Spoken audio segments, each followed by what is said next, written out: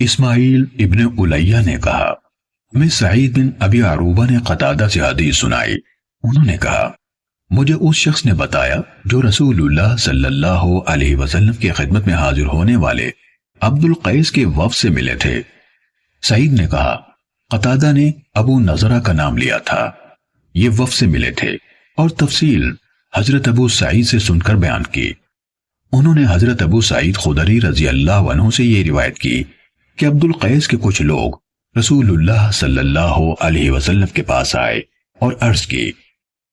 اے اللہ کے رسول، ہم ربیہ کے لوگ ہیں، ہمارے اور آپ کے درمیان مضر کے کافر حائل ہیں، اور ہم حرمت والے مہینوں کے علاوہ آپ کی خدمت میں نہیں پہنچ سکتے، اس لیے آپ ہمیں وہ حکم دیجئے جو ہم اپنے پچھلوں کو بتائیں، اور اگر اس پر عمل کر لیں تو ہم سب جنت میں داخل ہو جائیں۔ رسول اللہ صلی اللہ علیہ وسلم نے فرمایا، میں تمہیں 4 چیزوں کا حکم دیتا ہوں اور 4 چیزوں سے روکتا یعنی حکم دیتا ہوں کہ اللہ تعالیٰ کی بندگی کرو اور اس کے ساتھ کسی کو شریک نہ ٹھہراؤ، نماز کی پابندی کرو، زکوٰۃ دیتے رہو، رمضان کے روزے رکھو، اور غنیمتوں کا 5واں حصہ ادا کرو۔ اور 4 چیزوں سے میں تمہیں روکتا ہوں، خشک کدو کے برتن سے، سبز مٹکے سے، ایسے برتن سے جس کو روغن زفت یعنی تارکول لگایا گیا ہو، اور نقیر یعنی لکڑی کے تراشے ہوئے برتن سے۔ ان لوگوں نے کہا، اے اللہ کے نبی، آپ کو نقیر کے بارے میں کیا علم ہے؟ فرمایا، کیوں نہیں، یہ تنا ہے، تم اسے اندر سے کھوکھلا کرتے ہو، اس میں ملی جلی چھوٹی کھجوریں ڈالتے ہو، پھر اس میں پانی ڈالتے ہو، پھر جب اس کا جوش یعنی خمیر اٹھنے کے بعد جھاگ ختم ہو جاتا ہے تو اسے پی لیتے ہو،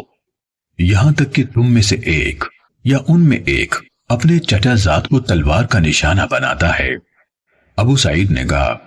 لوگوں میں ایک آدمی تھا جس کو اسی طرح ایک زخم لگا تھا، اس نے کہا، میں شرم و حیا کی بنا پر اسے رسول اللہ صلی اللہ علیہ وسلم سے چھپا رہا تھا۔ پھر میں نے پوچھا، اے اللہ کے رسول، تو ہم کس چیز میں پیا کریں؟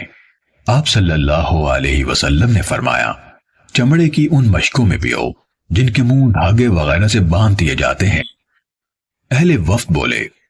اے اللہ کے رسول،